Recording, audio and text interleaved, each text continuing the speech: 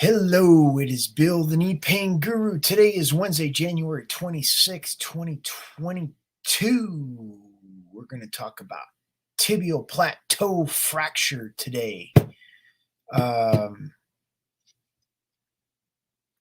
If you have questions and you are either watching this live or watching the replay, type those in the comments section. And I will use those. For those that are live today, I will answer the questions today. And if you're watching the replay and you type in your comments, I'll use those on future videos. So let's get over here. Let's get some things set up. The next piece we're going to dig into is the actual question. This was sent in from Patricia Meeker.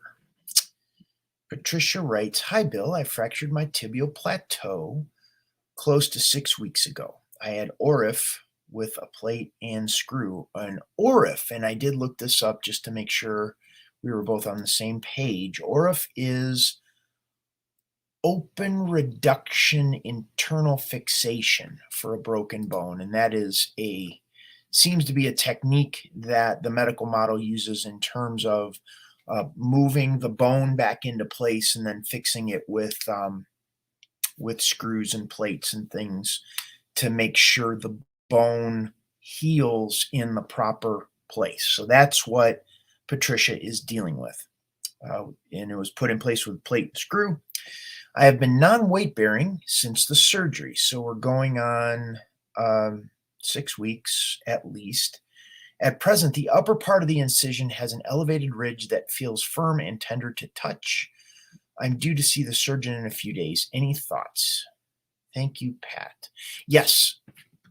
So, tibial plateau fracture is when the head of the tibia, now the tibia is the main weight-bearing bone in the lower part of the leg. This would be right below your kneecap, and behind that is where the head of the tibia gets knocked off, and it usually happens when you fall on your knee, you bend your leg, and it fractures off. So Patricia had this fracture. She went in, she had this ORIF surgery, so she had the head of that tibia put back on with plates and screws to hold it in place so it can heal. It's been 6 weeks. Now she's hasn't been weight bearing since. She's got this raised surgery scar that is tender to touch. There are several thoughts that I have. One is I'm curious to hear what the surgeon says when you check in to see with them. The second, regarding the surgery scar, that was something that was very similar in my knee as well. After the surgery, just for those that aren't familiar, I had ACL reconstruction. They took 2 pieces of meniscus out of my left knee. ACL reconstruction is they took a part of my patella tendon, sliced that out, put a pin in my tibia, put a pin in my femur, the bone in the upper leg, bone in the lower leg, and reconstructed the ligament that I tore. It's a common procedure that they do for ligament tears. So that's what I had done. So there's a 6-inch surgery scar that I have on my left knee that shortly after the surgery, where the sutures were and where the surgery scar was, there was raised. It was hard scar tissue that forms in that area. There is a couple different ways of breaking down surgery scars. One is a direct method. Direct method is actually putting a finger or knuckle in there, or sometimes they make massage devices that you can rub on down the scar, which will help break down the scar tissue. However, it is painful. And there's another approach that I work with members in my group coaching program that is a more gentle approach, and that is working with the tiny little tension patterns that are developed in the scar tissue. So the scar tissue will kind of form, think of it like a mesh of tissue that forms to hold that the incision together where the skin was pierced and cut open, that allows it to, it's like a Band-Aid essentially. And what happens is that Band-Aid is a scar tissue, and it can be very hard and can be raised. And as you work with these layers of mesh, that's your skin, it can begin to break down in a very comfortable way, as opposed to a direct approach, which is painful. So we're working with an indirect approach, who's working with the directions that the scar tissue is holding the tension. So you would take it to a place of comfort. This is very subtle. It's very gentle. And in doing so, you begin to break down the scar tissue. The scar tissue lets go on its own, and you let your nervous system, you let your neurology begin to take over this process to let it go, break down the scar tissue.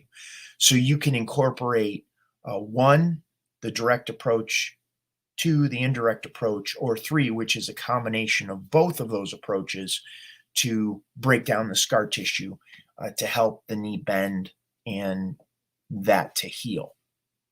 Now, I suspect with a tibial plateau fracture that there's other things going on that, like trauma, that the body held on to from that experience. And that can inhibit range of motion in the knee. It can contribute to pain in the knee. Of course, you have the trauma from the surgery itself, which helped and it was necessary. However, we still have to look at the screws and the screw and the name. The word is escaping me. What did you use, Patricia? Plate, in order to hold that together. So we begin to work with all of that to begin to relax the tension, so your healing process goes much quicker. And that can all be done very gently, very safely, and very effectively in understanding some common principles or universal principles of how the body works. So if that makes sense, give the video a thumbs up, like and subscribe to the channel, turn on notifications for future videos as I use the questions that are put in the comment section to answer those on future videos. You could also, your next step, you could take some next steps here. 1, you can reach out to us directly at our 800 number that's scrolling down below. And then you can also join, get a complimentary membership to Knee Club Lite. Knee Club Lite is a stripped down version of my group coaching program. I also have private coaching if that's something that interests you, but that's all. You can reach out and continue to get more support if you so wish. Any questions or comments, please type those in the live chat or in the comments if you're watching the replay, and I will address those. If there are no questions that are coming in, I am going to play you a cool little video that you can check out here right now. But I thank you so much for being here. This is Bill Paravano, the Knee Pain Guru, going to sign off for today.